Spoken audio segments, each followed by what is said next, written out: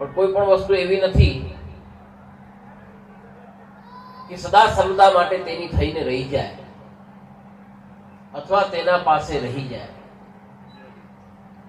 લૌકિકમાં જેટલી પણ વસ્તુઓ છે, સાંસારિક જેટલી વસ્તુઓ છે, તે આજે છે કાલે નહીં, એનું કોઈ ઠેકાણું ન હોય.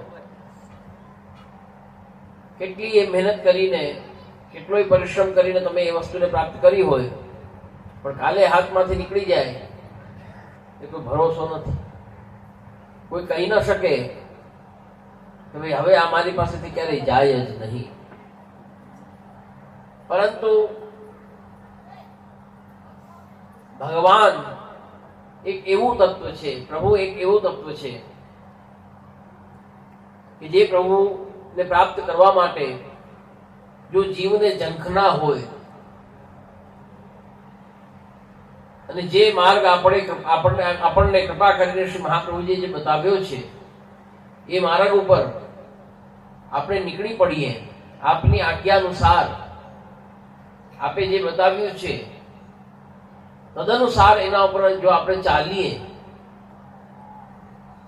તો આ માર્ગમાં જ્યારે પ્રભુ પ્રાપ્ત થાય છે, એકવાર પ્રભુ પ્રાપ્ત થયા પછી પ્રભુ કદાપી આપણને છોડતા નથી.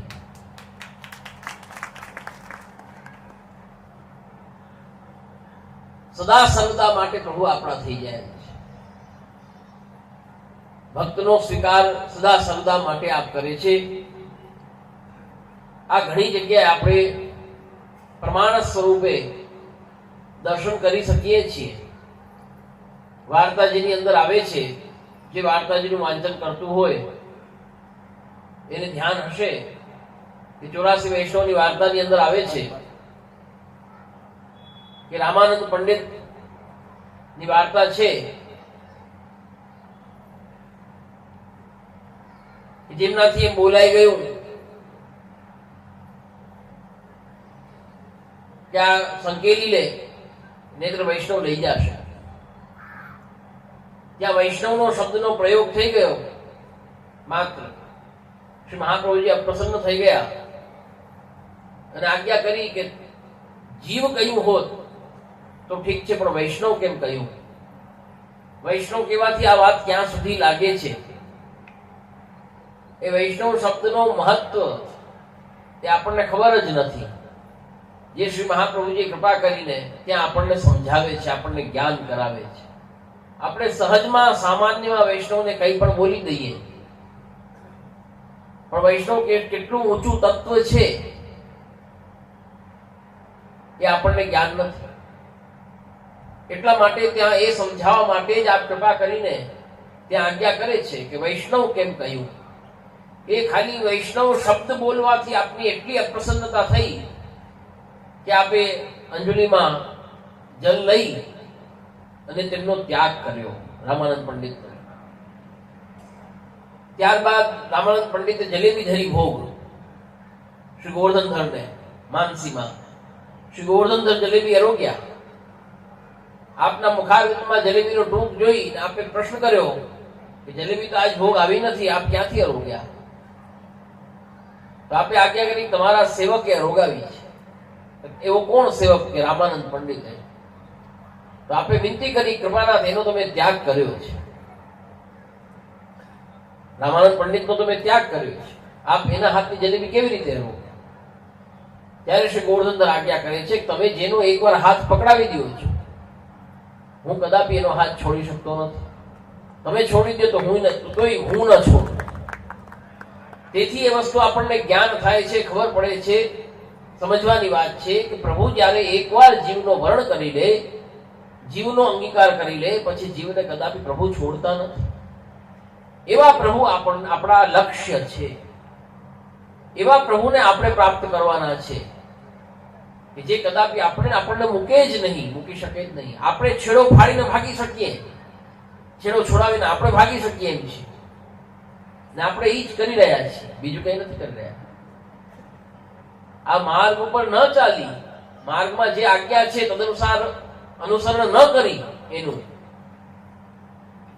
અને આપણી રીતે આપણે આચરણ કરીએ, અથવા માત્ર ને માત્ર લૌકિકમાં ઉદરપૂર્તિના સાધન કરીએ, ના પ્રભુનું નામ લઈએ, ના પ્રભુની સેવા કરીએ, તો આપણી સ્થિતિ એવી જ છે કે આપણે છેડો છોડાવીને ભાગી જ રહ્યા છીએ, બીજું કઈ છે નહીં.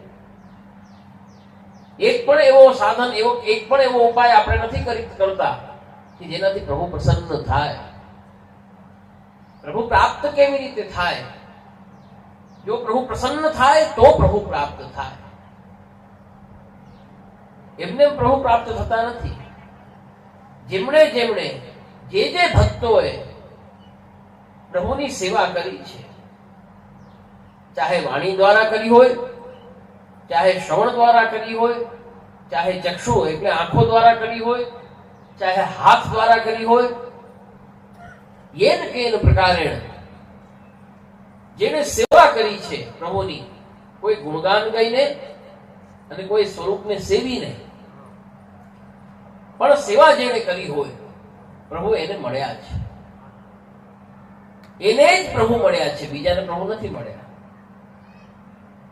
જે પ્રભુના ગુણગાન ગાય છે, પ્રભુના યશનું ગાન કરે છે, પ્રભુ એનાથી પ્રસન્ન થાય છે. પ્રભુ સેવાથી જ પ્રસન્ન થાય છે, સેવાથી જ પ્રભુ રીઝે છે. આપણા પ્રભુ મંત્રને આધીન નથી. જે દેવતા છે, દેવી દેવતાઓ છે, તે બધા મંત્રને આધીન છે. તમે મંત્રથી બોલાવો તે આવે. એમનું પૂજન અર્ચન થાય, જે કંઈ પણ જે કાર્ય માટે બોલાવ્યા હોય તે કાર્ય પૂર્ણ થાય. ત્યારબાદ પાછું એને ગચ્છ ગચ્છ શ્રેષ્ઠ કરો એટલે એ દેવતા પાછા વયા જાય. એની સાથે કઈ છેડાછેડી બંધાતા નથી. આપણા તત્ત કાર્ય માટે, નિમિત્ત કાર્ય જે છે, નૈમિત્તિક કાર્ય છે, તેના માટે આપણે બોલાવીએ, એ કાર્ય પૂર્ણ થાય એટલે પાછા તે વયા જાય. એટલો સંબંધ, બીજું કઈ નહીં. પરંતુ આપ સાથે આપણો એવો સંબંધ નથી. આ તો છેડાછેડી બંધાઈ ગયા છે. આ ખુલે એમ નથી. ધોળમાં આવે છે, જે ધોળ અવગાહન કરતા હોય એને ધ્યાન હશે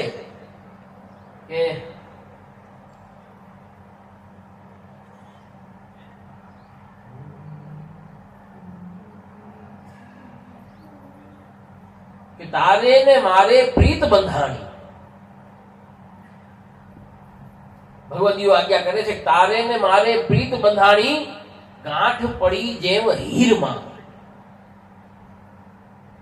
શરૂઆત તો હું ભૂલું છું, શરૂઆત શું છે એની, પણ આ વચ્ચેની કડી છે કે ગાંઠ પડી જેમ હીરમાં. હે હે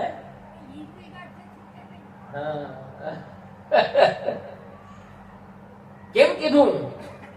એનું કારણ શું? હીર કેમ કીધું? બીજું કઈ પણ કહી શકત, પણ નહીં. ગાંઠ પડી જેમ હીરમાં. હીરમાં જયારે ગાંઠ પડે તો એ કોઈ કાળે છૂટે નહીં.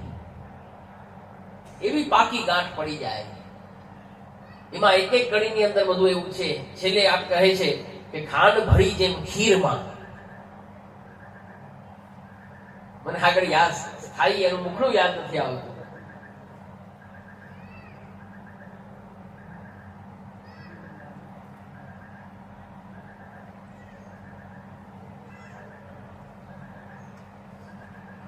એટલા માટે ત્યાં હીરની વાત કરી કે હીરમાં ગાંઠ પડી જાય તો કદાપી છૂટે નહીં, ક્યારેય છૂટી ન શકે. એટલે ત્યાં હીરની વાત કરી. સમજવાનો મુદ્દો એવો છે કે આ જે સંબંધ બંધાયો છે શ્રી મહાપ્રભુજી દ્વારા, એ સંબંધ કદાપી કોઈ કાળે તૂટી શકે નહીં, કોઈ તોડાવી શકે નહીં, કોઈ છોડાવી શકે નહીં.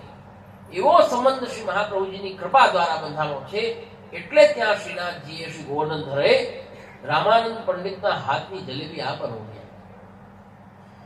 તો વૈષ્ણવો પાછું એનો ખુલાસો કરું છું. એનો મતલબ એવું ન સમજતા કે શ્રી ગોવર્ધનધરે ત્યાગ નથી કર્યો, પણ શ્રી મહાપ્રભુજીએ ત્યાગ કરી દીધો એવું ન માનતા. ત્યાં ભાવ પ્રકાશની અંદર ઉલ્લેખ છે, શ્રી રાયચરણ ઉલ્લેખ કરે છે કે શ્રી મહાપ્રભુજીએ પણ અંજલિમાં જલ લઈ વેદ મંત્ર દ્વારા એનો ત્યાગ કર્યો. કેમ અંજલિમાં જલ લઈને વેદ મંત્ર દ્વારા શા માટે કર્યો? કે મર્યાદા, મર્યાદાથી ત્યાગ કર્યો આપણે, પુષ્ટિથી નહીં. પુષ્ટિ પદ્ધતિનો ત્યાગ નથી. શ્રી મહાપ્રભુજી પણ કદાપી જેમ શ્રી ગોવર્ધનધર ક્યારેય જીવનો ત્યાગ નથી કરતા. એકવાર જયારે સંબંધ થઈ ગયો એમ જ કદાપી શ્રી મહાપ્રભુજી પણ, શ્રી વલ્લભાચાર્ય ચરણ પણ આપ કદાપી જીવને છોડતા નથી, કદાપી જીવનો ત્યાગ નથી કરતા. એવા આપ કૃપાળુ છે. પણ વૈષ્ણવો સમજવાનો મુદ્દો એ છે, આપણા ઉદ્દેશ્ય એ છે, આપણા લક્ષ્ય એ છે, પણ જે માર્ગ છે આપણો, જે માર્ગ આપે કૃપા કરીને બતાવ્યો છે, એ માર્ગ ઉપર ચાલવું એ જીવને અત્યંત આવશ્યક છે. જો ચાલશે તો જ લક્ષ્યને પ્રાપ્ત કરી શકશે. કોઈ એવો જ વ્યક્તિ નથી કે લક્ષ્યને એમને સાધન વગર પ્રાપ્ત થઈ જાય. કોઈ પણ લક્ષ્યને પ્રાપ્ત કરવું હોય ત્યારે એના માટે એને સાધન કરવું પડે છે. પણ શ્રી મહાપ્રભુજીનો વિલક્ષણ માર્ગ છે. આ માર્ગની કોઈ શું વાત કરવી, એવો માર્ગ છે આપનો કે નિસ્સાધનતાનો માર્ગ એટલે કયો છે કે જે સાધન છે અને સાધન નથી. જેમાં સાધન રૂપ આપણને દેખાય કે માર્ગમાં ચાલવું શું, માર્ગ ઉપર ચાલવું શું, આપની આજ્ઞાનું અનુસરણ કરવું. એ આજ્ઞાનું અનુસરણ જેને આપણે સાધન માનીને બેસીએ એ જ ફલ છે. એ સાધન નથી, એ જ ફલ છે.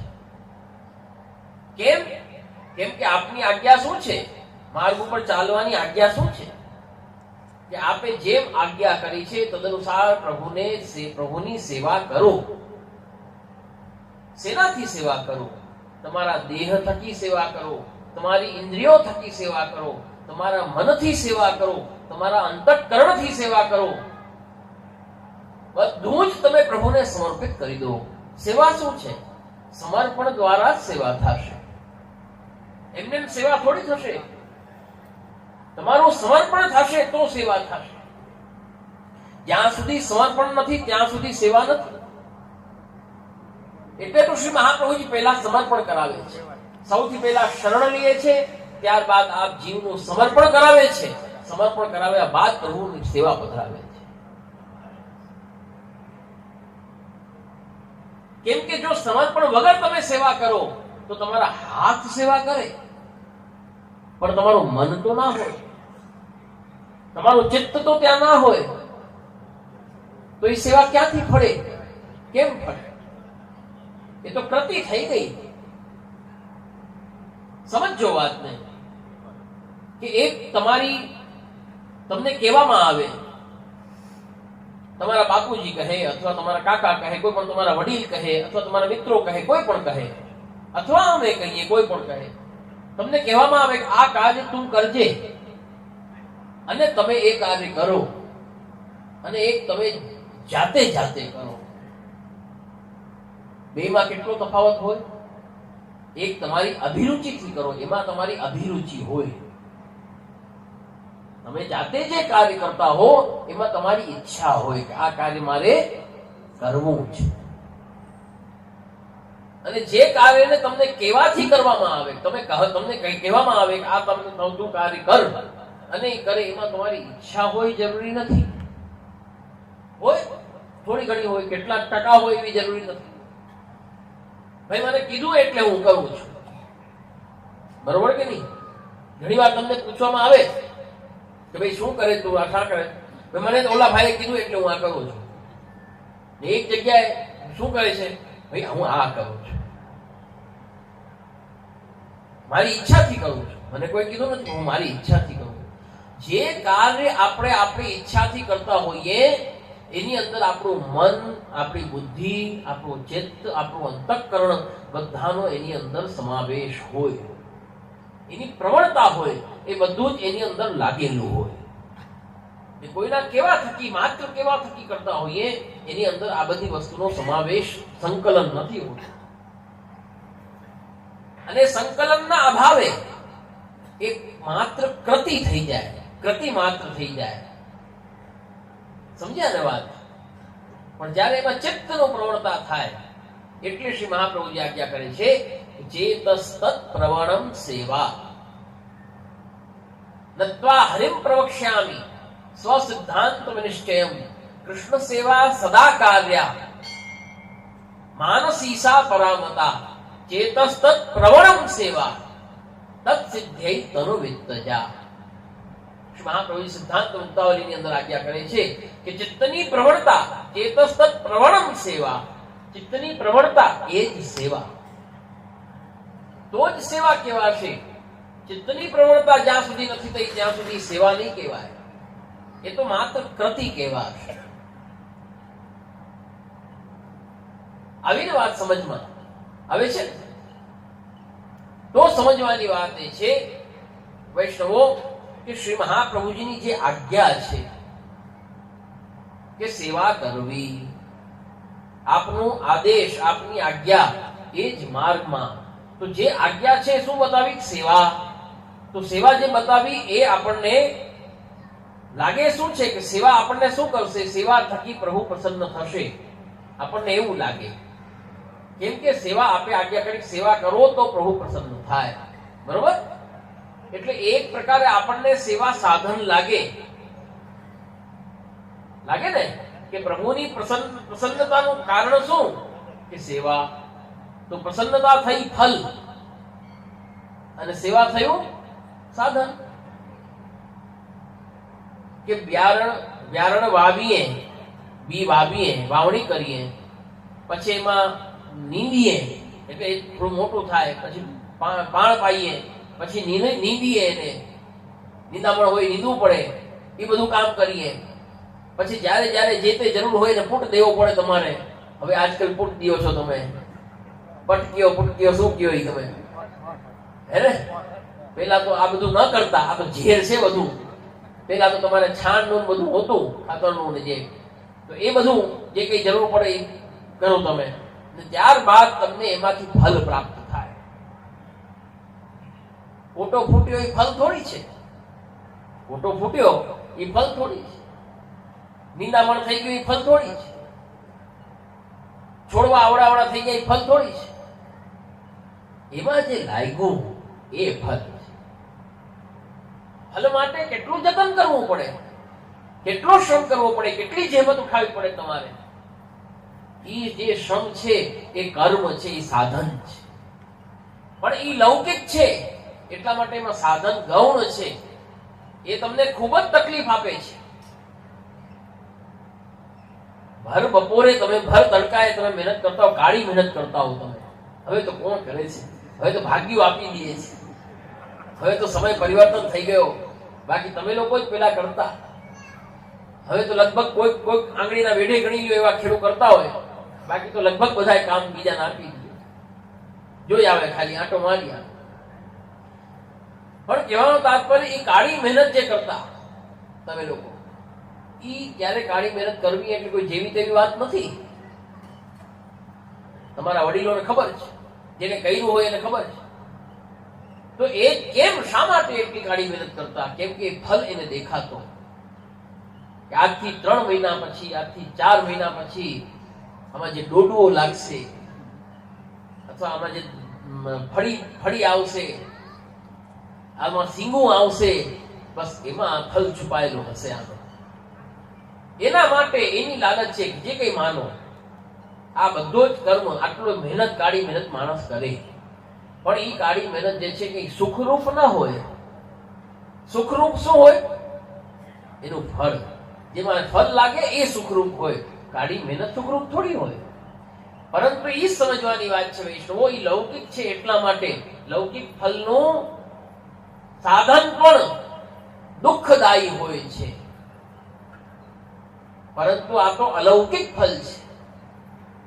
આપણો લક્ષ્ય છે, આપણા લક્ષ્ય કોણ? શ્રી ગોવર્ધન ધરણ છે. એમને પ્રાપ્ત કરવા, એમને પ્રસન્ન કરવા, એ આપણું ફલ છે. એ અલૌકિક ફલ છે. એનું સાધન કદાપી દુઃખદાયી ના હોય, કષ્ટદાયી ન હોય, એ સુખદાયી જ હોય.